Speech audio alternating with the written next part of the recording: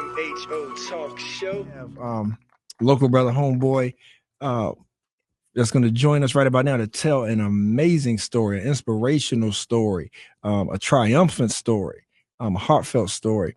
None other than Pertelle Gilmore. My man, how you doing this afternoon? I'm good. Thank you for having me. Yes, Thank all y'all for having me. I really appreciate it. And it's good to be in the land of the living. There you go, brother. Yeah, there you go. yeah. Happy to be able to grace these airwaves with you. Absolutely. And you have by your side none other than the good Dr. Douglas. Andrea Douglas. You all flatter me way too much. You get a church introduction. Hallelujah. That's right. That's how you do it. Yeah. Good afternoon to you, Dr. Douglas. Good afternoon to you all. Thanks again for having me.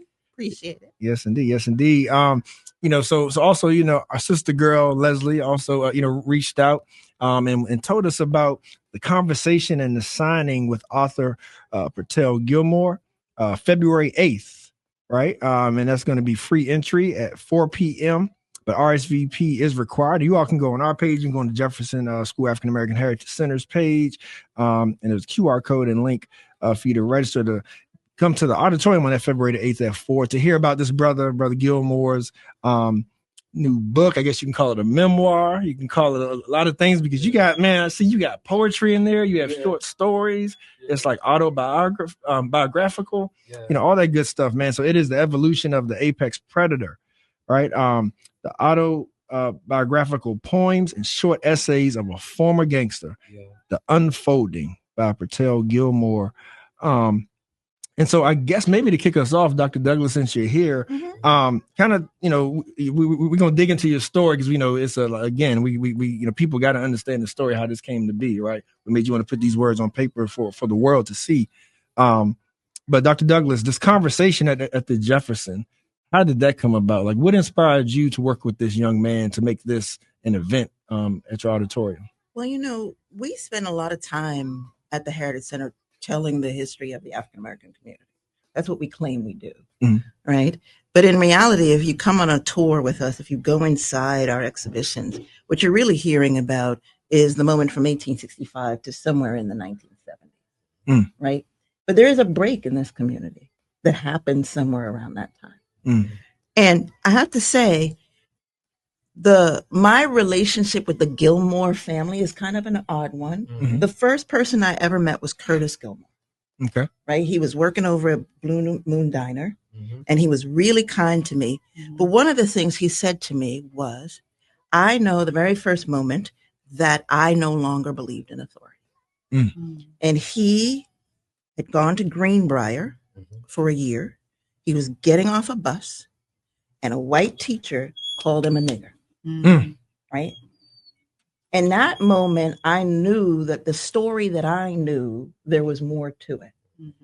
Then I talked to my good friend, Eddie Harris, who comes to see me every now and then, and he fills me in on things. And I come to understand that I don't know all the story. And here I claim to be telling the story of this place, but I don't go beyond a certain point.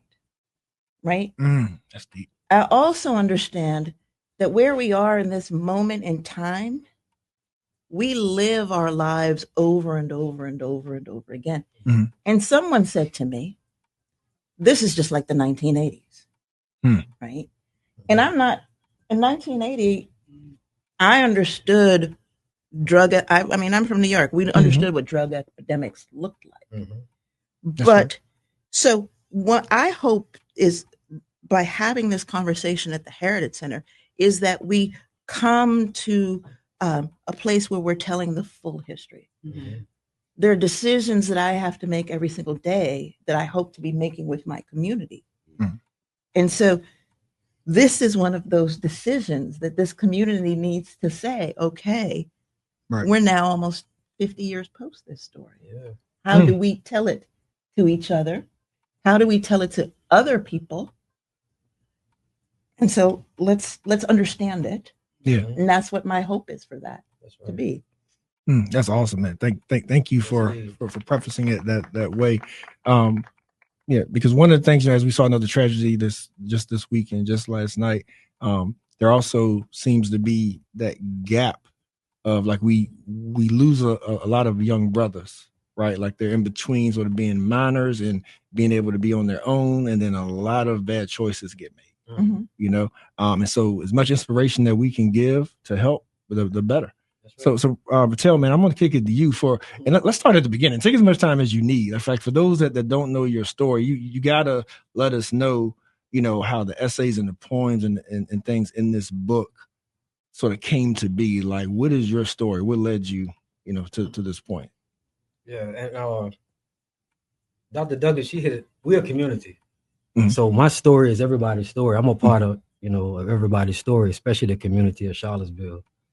The beginning of the book, it comes from a time of despair, a time of hurt, of chaos, confusion, disorder inside my mind, my soul. And I was looking for a way out to vent, to try to get the poison out of my system where it wouldn't reflect my decisions. And I found a therapeutic value in writing my thoughts, in writing how I felt. And it was something that began as a 14-year-old juvenile that was facing time in a juvenile prison for an act of violence, you know, that was perpetuated in my community. I'm from the community. I'm from, just let me backtrack a little bit to give everybody an understanding of who I am. I was born and raised in Charlottesville. I was born in the first projects. I always tell people it was a form of gentrification because the people from Vinegar Hill and Star Hill, you know, Randall Row and all of these people were displaced and put inside of this, this project, this housing project, you know, which I call a project of the government. And I was born December 13th, 1975, right at the end of a war that was inside of West Haven. For those who are old enough to remember, you know, it was a situation where a native son has stole something from Safeway, which was a grocery store that was actually in the projects, on the hill of the projects, and he ran inside of the hood, and the hood protected him like they supposed to do. They wouldn't allow the outsiders to infiltrate, which were the police, the colonizers, you know, who at that specific time, you know, it was all about perception and how people interpreted, you know, what they saw and felt. Yeah. So that's how they were looked at, and they protected this native son, and it started a riot. So while I was in my mother's womb, you know, this is a story she told me, you know, as I was interviewing her. I never knew this.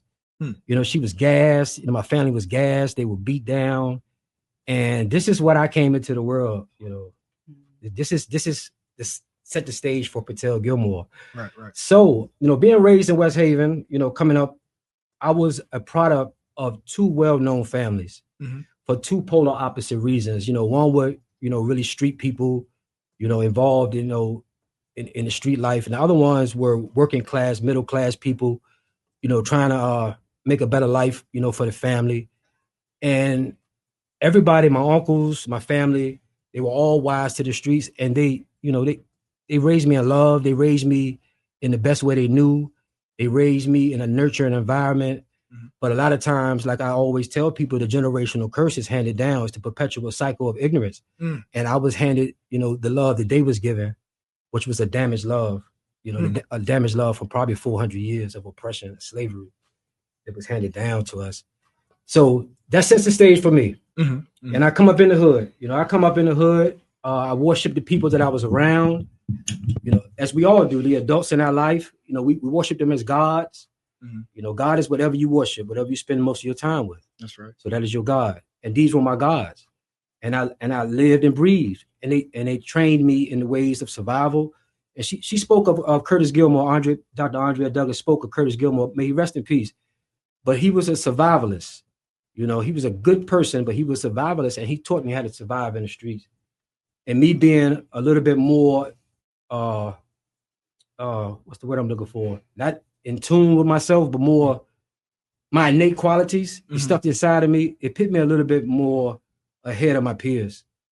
And I went through hell, you know. The 80s and the 90s was a rough time in Charlottesville, Virginia. We seen outsiders come in and take over our blocks. You know, I was born and raised in 10th Page neighborhood. I watched outsiders come in and take over our blocks and start up corners, selling drugs. You know, and us being, you know, from that era, these impressionable children, at the time of this era, we were poor. We were very poor. We didn't really understand the poor at that time, but we seen a way, an opportunity where we could make a little money and not adhere to the dogma that was perpetuated by our gods, which we had proven, through trial and error, empirical knowledge. It was a bunch. It just wasn't truth. It wasn't based upon truth. It was handed down ignorance, and I lived the life. I lived the life of a street man. By the time I was 14, I was a made man. I moved through the streets. As one of the lessons, 14. One of the lessons that the OGs taught me as a child, and they drilled it in me. It said, who is the original man? The original man is the Asiatic black man, the maker, the owner, the cream of the planet Earth, father of civilizations, and God of the universe. And when you tell a young, impressionable child who's looking for some kind of power, who's watching his idols, be succumbed to this white pebble, this crack thing, and they're looking for some kind of hope, what better way to get it is something that makes you feel like you're something, empowerment, and that's what and that last, I always tell the young guys who I mentor, that last phrase, God of the universe. When I heard that and it was broken down to me, it changed me. It changed me in a way that it still affects me to this day, because I look at life so differently. I look at life differently than most of my peers. At what point did you realize that you were being handed down a bunch of false truths? When I started seeing my gods addicted to crack, like she's Curtis, my uncle, at his latter years, he was always a wonderful man. Always. Curtis Jr., excuse me, not Curtis Sr. We talking about Curtis Jr. He was always a wonderful man, but I watched how crack took this Superman and just destroyed him. And his friend Herman and bro, everybody, these gods of mine. And I was like, what? And they used to drill us, Razor can confirm, how it was back in the days coming. They used to drill us, do it this way, do it this way. If you do it this way, this is what's going to happen. But if it worked, why y'all not doing it? And then why are y'all allowing these colonizers to come in and destroy our community? And once I figured that out, and me just being who I am and my comrades, two of them, they got killed. November 3rd, 1999, Cedric LaPrice Walker was murdered in Garrett Square Projects. And August 25th, Man Willis was murdered in Prospect in 2000, not even 10 months later. My two best friends who I talk about in the book. So we were witnessing all this stuff, and we were alone, and we had to figure it out. And I'm not one who's going to sit back and grovel, especially at that time, because people were dying around us. We were seeing people afflicted with certain spiritual ailments that I understand now, but we didn't understand what was going on. And at the age of probably 14, I, for lack of a better term, I said, F it. We all said it. My whole entire generation, at least the ones that I was around, and we made a way out of no way. And it made some of us rich. It destroyed collectively and individually a lot of lives. These decisions that we made at 14 and still destroying lives. It reverberates to this day, the decisions that we made then. Yeah. And family, we are talking to the author, Pertelle Gilmore, of the book, The Unfolding. Pertelle, so even that title, and I hear what you're saying, and even when I saw some excerpts from the book, The Unfolding, what were some of your skills that you developed to unfold all of that information? Because from what I read so far, it sounds like there were, like you said, there were people that you respected, that you held to a highest esteem, right? And they gave you a lot of truths, but they were men, so they were fallible because they were human, just like you, just like me, right? So, and that's deeper than bro. You've said that's a lot. Deeper than you know, So it's like when you, how did you start unfolding it? How did you start discerning between flawed people can still give me a lot of wisdom? And doesn't mean I got to be just like them. I can kind of take the wheat and throw away the weeds. That's right. And that's a beautiful the way you picked that, because I was just talking to a friend out there and my business partner about a story in the Bible about a guy that was on a mule, and the mule was trying to save the guy's life, it was stopped because the angel was around the corner about to kill him, slice his head off. This is in the Old Testament. And the mule would sit down. Right. And he started beating and said, move. Yep. So finally the mule said, look, man, I'm trying to save your life. You know, you beat me because I'm a mule, because I'm a jackass. But listen to my message. Because I'm saving your life. So as I mature, you know, as we age, like, let me back up a little bit. There's a conflicted thing with Mr. Pertelle Gilmore. A lot of people tell you this. Pertelle Gilmore is a very, very, very extremely intelligent person. But it takes years. Intelligence and wisdom are two separate things. You know, wisdom comes through experience. It comes through actively going through the process of acquiring knowledge to be better in your environment, better for your community, better for your family. So now getting back to what you were saying, Charles, all of that stuff that these gods had given me, I use to this day. I used to write this book. I used to, to start the nonprofit. I used to run my business, because if it don't apply, let it fly. They always say, put it in your pocket, and you're gonna be able to use it later on, because like Solomon said, nothing is new under the sun. That's right. So yeah, all of these experiences, it created me an awakening to want to know, how could I be the most successful at every level of my life? And in the streets, that comes with treachery. It comes with violence. It comes with control. It comes with power. It comes with, not having no fear. And, placing those innate qualities of myself, with the knowledge that I was given, So it does work. It does apply. But when you're a child and you really don't have really nothing to live for in terms of the next day, as far as hope, no, we got to figure this thing out. So the unfolding is me figuring it out. It's me figuring out. The beast, I believe the man is two people. I believe we are beasts. Our carnal desires are ruled by the five senses, but we are also gods. We are also intelligent. We have a choice every day. Are we going to serve the flesh, the carnal, or are we going to serve the God in us? The God in us is the ones that serves the community, your family, goes through knowledge, certainty, sincerity, truthfulness, love, compliance, and acceptance, and you build something that's generational. That's the God, and that's the war that's within me. And that's why I'm such a polarizing figure, for real, because I don't mind people seeing my battle. I am an open epistle to the world. I've always been. So I don't mind people seeing my struggles, because hopefully if you see my struggles and my triumphs, you're going to learn what to do and what not to do.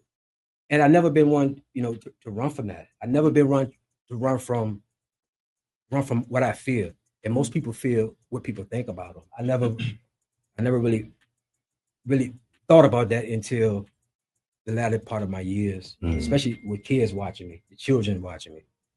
Razor, you have a question? Yeah. And this is something that, like, as you were talking and we were talking, pretty much Charles was leading to you how we can help the youth. One thing that you touched on is how once we accept the streets and the rules of the streets, and I hate to even say this, but the only time that we gain clarification of our actions is once we go to prison, right? Why do you feel that we are able, and I'm in this group too, why do you feel that we are able to get to a certain level of understanding once our freedom is taken from us? Distractions. All great men, you can go back to the thousands of years. All great men, they went to a cave somewhere. They went in a cave somewhere where there was no distractions. Their antennas, their spiritual antennas, their mental antennas, psychological antennas could be in tune with the things, need to be in tune so they can live inside their purpose. And it's a gift and a curse, because you got the intentional systematical destruction of our people. This prison system, this prison pipeline is part of that. We all know that, whether you want to admit it or not. In your heart, it's a big business. But however, when you have creative minds of guys who have been through the furnace of affliction willingly and honestly and openly put themselves in a position where they want to be better, then it's the best place. I met some of the greatest minds inside of prison, and those great minds come home and do the greatest things. And I wanted to know the same question, Razor, and I started studying because I'm a student of history, because the single occurrence of a currently repeated phenomenon, life, which is always revolve 360 degrees, you know. So I'm always studying the patterns. I'm always studying the history. And I noticed that is, you know, you can Malcolm X, you know, I'm just naming people. I can name a million people, but just people that a man that people know, or Jesus, Prophet Muhammad, sallallahu alaihi wasallam. All of these people went to caves and they came out with a great message and they did great things in the world. And some of them were afflicted with you know, with a past trauma or whatever they was raised in, but they still did great things because they know it was about it was all about the purpose, which wasn't their purpose, but how they fit into the grand scheme of things, you know. Sure. Going back to the great book for which I serve, it seems like what you're saying is that all men have to go to a wilderness. You know, that's powerful. Yeah. That's powerful. Yeah, thank you for the wilderness, the furnace of affliction, trials, tribulations, you know, hardships, and it's one thing that I talk about in the book is that there are different levels. Our levels of understanding, our levels of intelligence, our levels of experience don't make one better than the other. You know, it's just that we different. It's just that we play a different part. You know, I can't be if I'm the heart, I can't be the lung. The lung can't be the toe can't be such and such. We got to just play our part. You know, and that's as long as everybody play their part and do it with quality and do every moment with quality, that's the key. But first, anybody who was raised or had any connection with the Black community or with the skin color, brown, black, red, then you got some trauma. Yeah. You have some trauma, whether you want to admit it or not. And the key is we have to heal. The only way you can heal is you have to admit that you are sick. You know, last year I went through a trial, man, where life was trying to crush me. You know, and I'm dealing with a lot of personal issues, you know, my health issues. Everything is piling down on you. But then you look at life and you say, what's wrong with you? What part did you play in this? You know, and that's where the healing comes from. Being honest that you are first sick, that things have happened to you psychologically, mentally, spiritually, on all of emotionally, on all levels of your life that affects your decision making and your conversations.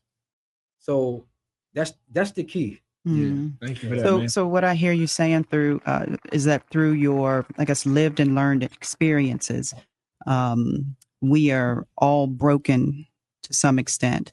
And in order to save, I'll say, our young Black youth, particularly Black males, they need to be healed in order to pull them out of this cyclical, the system of violence against one another and other things that are taken away or that are still in their lives, taking their lives, sending them to prison, so on and so forth. Yes. They're broke. These things are they're making their decisions and their actions are based off of their brokenness. Yes. And you heal the brokenness, and then you can heal them and change that cycle. Yeah.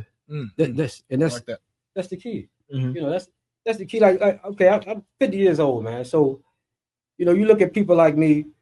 You know, we don't. But let's not. I'm sorry to interrupt you. Yeah. So how do you do that? Because oftentimes that brokenness is created by other people in their household, in their village, in their environment that are broken as well. Yeah. And I don't know that broken people can heal broken people. Yeah. So how do you change that without eliminating the distractions and going off to prison? You got to have guys like myself, like Razor, like my man over there, my business partner E, who have been through, have been through it. And want to accept the responsibility. And there are many guys, like she spoke of Eddie Harris. You got, that's my man. Ducey is my man. You know, the spirit. So you got guys like this who have went through these stages and put themselves in a position where not only can they be effective and efficient in their own lives, then they can also teach, not just through word, but through actions and deeds. And those are the ones, and individuals like myself, if I choose to accept the responsibility. And that's what it's about every day, accepting the choice, because we got the power. You know, all things, we were created in the image and likeness of the Creator. No matter what your belief system is, if you call it the universe, God, Allah, we were created with power. And the only way to heal anything, especially a sickness, you have to use the same sickness. You have to use the individuals who were the agents and the perpetuators of this sickness, like myself, Ducey, certain individuals, and put them in the community to help us heal as a whole. But everybody has to buy in. And I'm glad we're on this subject, because that's one of the reasons why I walked away from a situation that I had created. It's because everybody doesn't buy in, and then everybody wants the results, but nobody wants to put in the work. There you go. And it's to change is painful, man. It's painful. It hurts. But I'd also like to add to Yeah, that go ahead. there's a moment too where we have to give each other grace. Absolutely. Oh, right. Man. Always. There is that fact. You're willing to face it. We're all willing to face it. But where do we give grace so that we can hear it? Right. And I think that in real terms, going back to the book and reading the book and finding that person in that, you can't hear this person if you're not willing to give him grace. That's right. Right. Yeah. That's right. And I think that's an important thing. To accept his acceptance of himself and allow that person to be flawed. In that is grace. Yeah. One of my favorite sayings is a crooked stick still draw straight lines. Judge not that you should be judged, for the judgment that you meet shall be judged upon you again. That's right. That's right. Why do you try to take the speck out your brother's eye when you have a plank in your own? That's word. That's word. Yeah. So, wow. This is a great, encouraging, informative, knowledgeable conversation. All of the above. So we're gonna take a quick break and come right back to it, and we can dig even a little deeper into the into the text, and you can break it down for us, because we have a couple comments to get to as well. Because Ducey, Eddie Harris, that's everybody's uncle. Like he's my uncle too. That's everybody's uncle, and and shouts out to him. He is listening. So I've learned more about Charlottesville from this one man. I know. So he's definitely online here, being encouraging with you. And we are. And so when we come back, we can get to one of his questions. But then we also have someone that said, "Man, gratitude for you sharing your story. Very eager to have the book in my hands and its wisdom in my heart." Okay, thank you. Whoever said that. Yes, indeed. Miss Adrian said that. Thank you.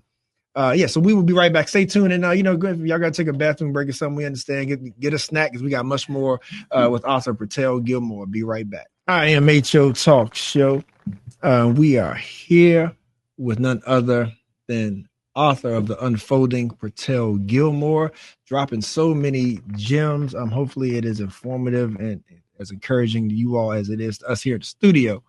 And shouts out to definitely all of our listeners and viewers online and on the radio airwaves that's chiming in and giving support. Because Pertelle, they also are just as encouraged by this interview. So thank you. Thank you. And so we do have a request for you to talk about structure and accountability.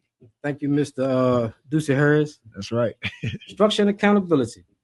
Without structure and accountability, first let's break that down. Yeah. Structure. Without a system, of structure and rules and regulations, to govern yourself individually and collectively in society, you would fail. Without structure, you have to have a structure. And me, Ducey, Eddie Harris, Eddie, Herb Dickinson, Robert Tinsley, Eric Johnson, John Vaya, a lot of us, Barry, just to name a few, we were in a position facing a lot of time, going to prison for a lot of time, all of us. And we had the opportunity to go through something called a therapeutic community that changed a lot of our lives. Everybody's life that was in there. And one of the main, the foundation of the program is structure and accountability. When we come up, like as we was talking about in the hood, a lot of us, once we veer left field, there is no more structure and accountability. We hold ourselves accountable, according to the rules and regulations that we determine, which are loose. So, and that's a road to destruction.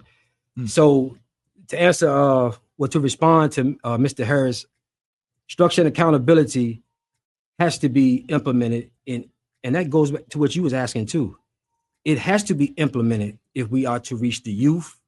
And when I say youth, I'm not just talking about, little males and girls. Mhm. We got youth that's 40, 50, 60 years old, 70 years old, who never had Mentally and the opportunity. emotionally. Yeah, who never had the opportunity to mature. Mhm. Who go through and I'm one of those people when it gets to the emotional side, as far as being a person who didn't have a conscience for a lot of years. Mhm.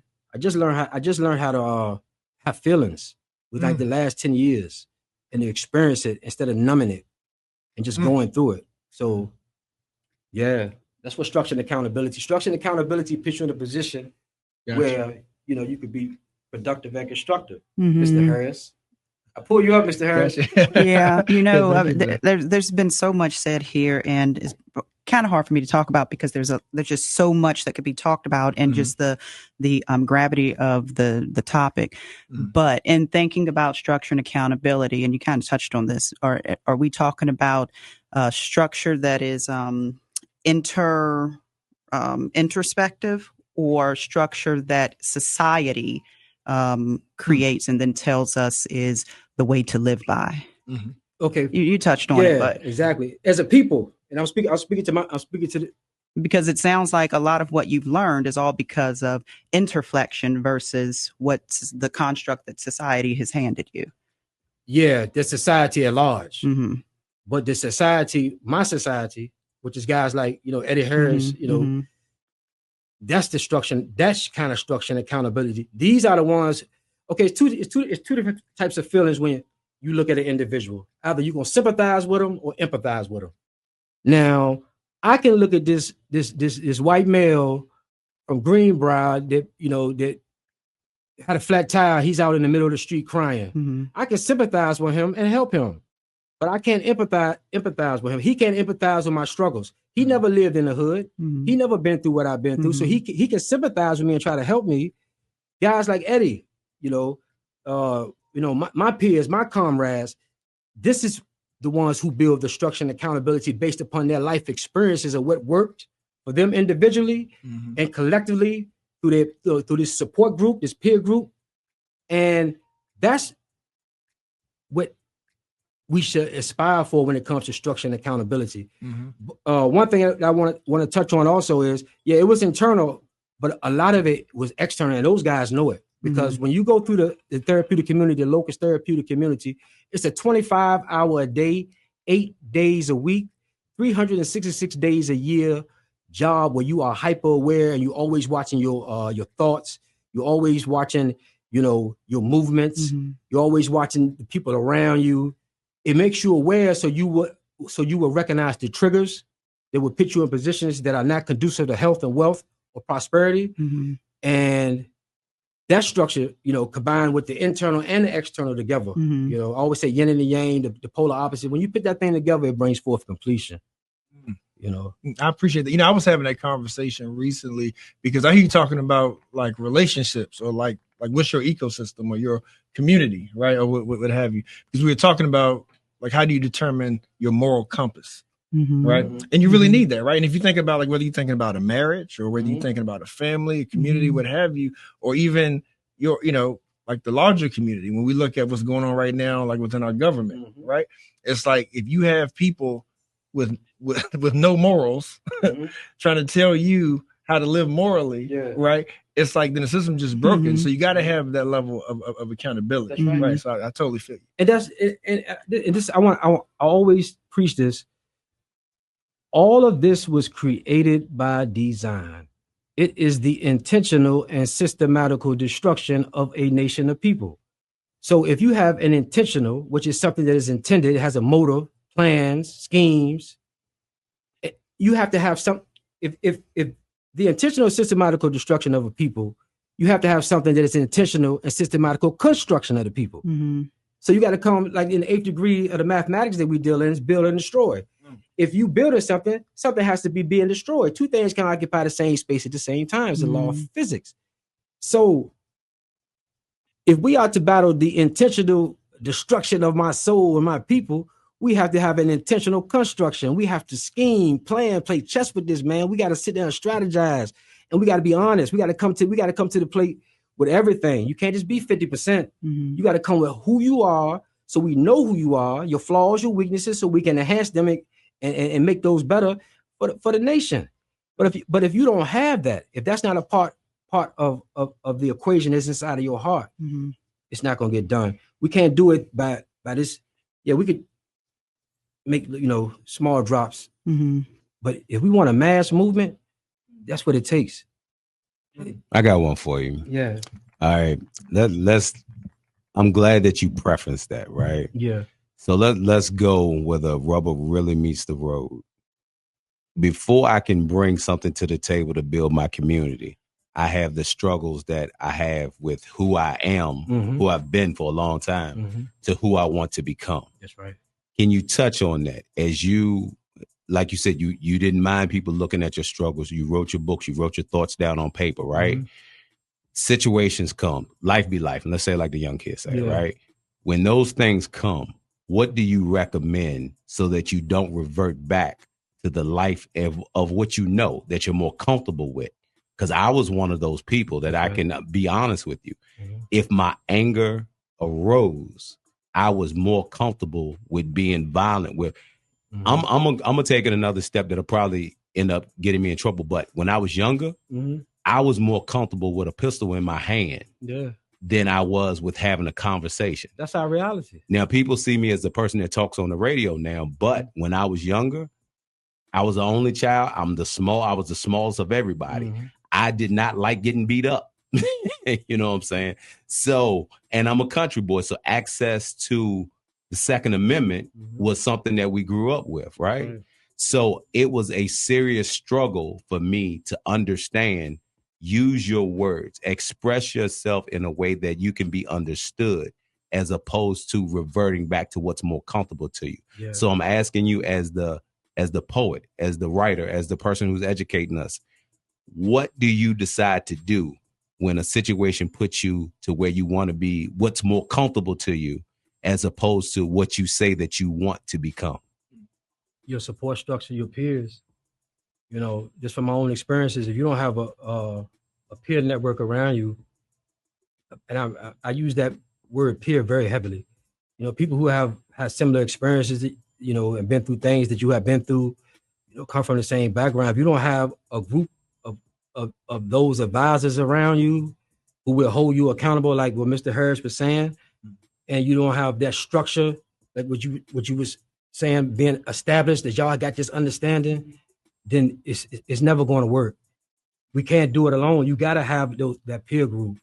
And I'm living an example of that, because without that peer group, I experienced trials, tribulations, and hardship that are very, very, man, you have no idea, the dark places.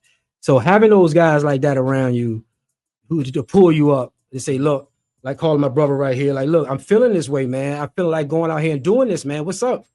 And him telling me, like he did it last week, like, yo, you need to calm down. I'm on my way down there, having brothers like him who've been through it. That's right. That group, like, look, and you have to be honest with him, like, look, I'm feeling like, and he's like, if you don't have that, you're not gonna make it. I don't know if that really answered it, Razor. No. Yeah, but it's about, like, I always tell people, because we live in a Christian society, so I try to use Christian ideologies or principles. Jesus didn't go out there by himself. He had 12 people around him. He had 12 guys. And he had those 5 exceptional, beautiful women that was around him his last days. So that network, you got to have a network. If you don't have no network of peers around you, you will fall. Yeah, thank you for that. And I can I add something to that too? But you also, within that also, not to bring it back, well, sure, bring it back to the reasons why we're having this conversation, why this story belongs in this place. I think you also have to have a sense of possibility, right? And possibility exists in truth. Possibility exists in, as you say, your peer group. But you have to be able to refer back. There has to be something that holds these stories and these places that you can always refer back to. Because what do you do when you're really out there by yourself? Where do you turn to and look to when there is nothing there. Mm-hmm. You hope you're strong enough. Yeah. Right. So, as you start to think about why we tell our histories, why we hold our histories, why all of these places are important. I have watched people come inside my exhibitions and be like, yo, I remember when that happened. Mm-hmm. I remember where I was. Mm-hmm. I have an example right in front of me Mm-hmm. that says this thing can be overcome. Absolutely. Right. And so I really believe that this is, Charles, you talked about it, this ecosystem, Mm-hmm. and defining what ecosystems are, Mm-hmm. that they do include and should never preclude this place of touchstone and not just personal, not just peer, but your when you talk about your people, right? Your Black people have overcome a whole lot of things. Yes, we have. Right? And if you don't see that somewhere, Mm-hmm. maybe when you can't find it in yourself, Mm-hmm. or even the guy next to you, because he's having his bad day too, Mm-hmm. there's got to be a place, Yeah, right? that's right. So, I mean, I think That's right. that is why, what I know about the Gilmore family, for instance, they date back to the first settlements of this community, right? You can go back to the Georgetown settlement, and the Gilmores are there. This family is a historic family in this community, good, bad, or indifferent, right? Yep. So as you start to think about even that, they hold this place in real terms. Their histories are our histories, as we started out to say. Yeah. Right. And I think that's also really important, that when we need to think of our ecosystems as multiple. That's right. Yeah, That's I right. appreciate that. But I want to give you an opportunity to also share an excerpt from the book with us, here on air. Okay. And as you get to it, I wanted to ask you as well. Has this always been a talent of yours, like writing, even when you were younger? Like, did you want to be a rapper? You want to be a writer, or did you want to be a poet, or author? Has this always been how you got your feelings out? Yeah. It's not anything that I wanted. Like I said, it was something that was therapeutic for myself, and for a couple of my good friends at the time, because they would read certain things. But a lot of people, wanted to hear my story, my testimony. A lot of people wanted to know, why are you who you are? Why do you make the decisions that you make? Why do you move the way you move? Why do you? The why is always there. So I said the best way for the why is to give them something to read. Because most people fear what they don't understand. They hate what they can't conquer. So people fear me. People have a lot of fear of me, and the fear is just the ignorance. Because I'm one of the most, my brother tell you, one of the most loving, giving guys. I take care of whole communities down in Richmond right now as we speak. But the fear prevents people from coming inside my circumference and actually experiencing who this individual is. So if you have fear, and we all have certain levels of fear, then here is the book.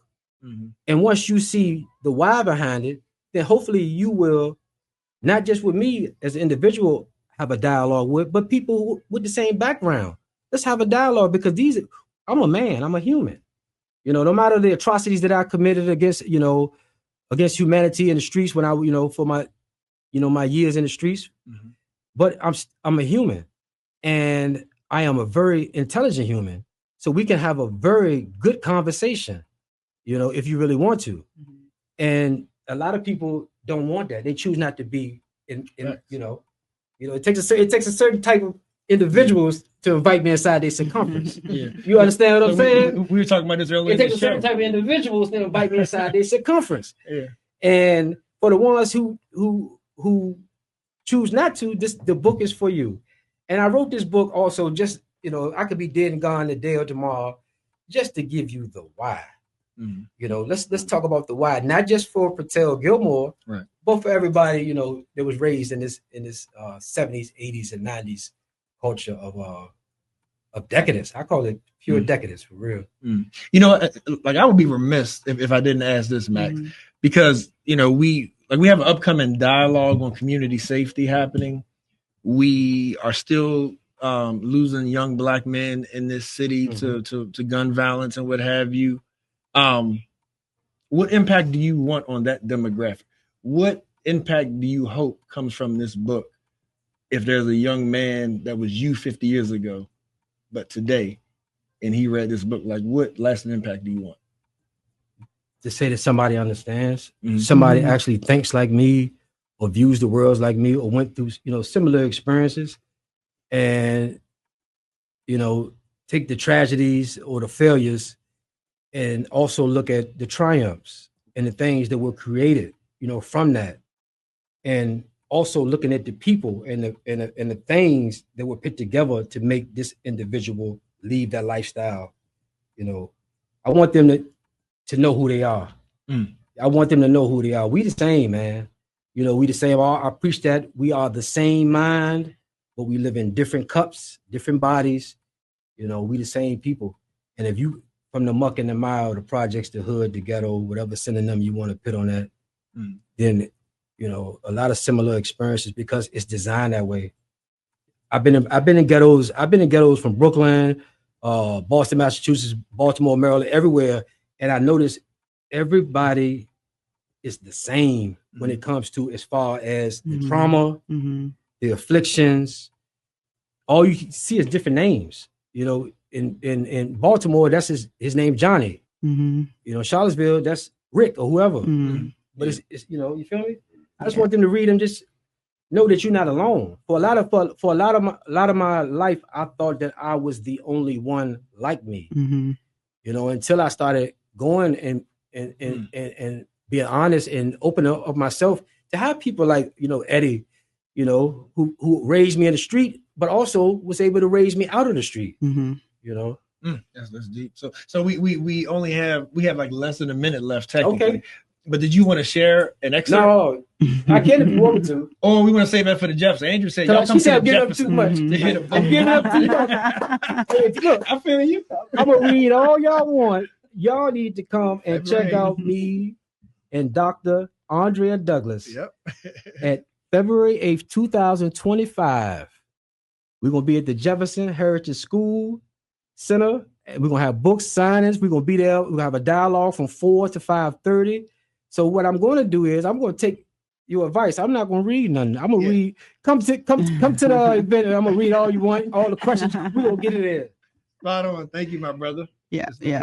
I want to thank you, Pertelle and Andrea, for sharing your time with us today. We've had a wonderful conversation, but we've just scratched the surface of it. All the issues that we've talked about are just death to Black people in our Black communities. That's what makes it so hard for me to have this conversation. But we've talked about self-development with the structure and accountability. We've talked about taking care of one another with our peers. And we've talked about leaving something behind to show people the way. I appreciate you. Yeah, I appreciate y'all. And gotta have you back, brother. Love these conversations. Anytime. This what I live for. I live for the dialogue, man. Got you. Yeah. Thank y'all. All right. Thank you, family. Until next time.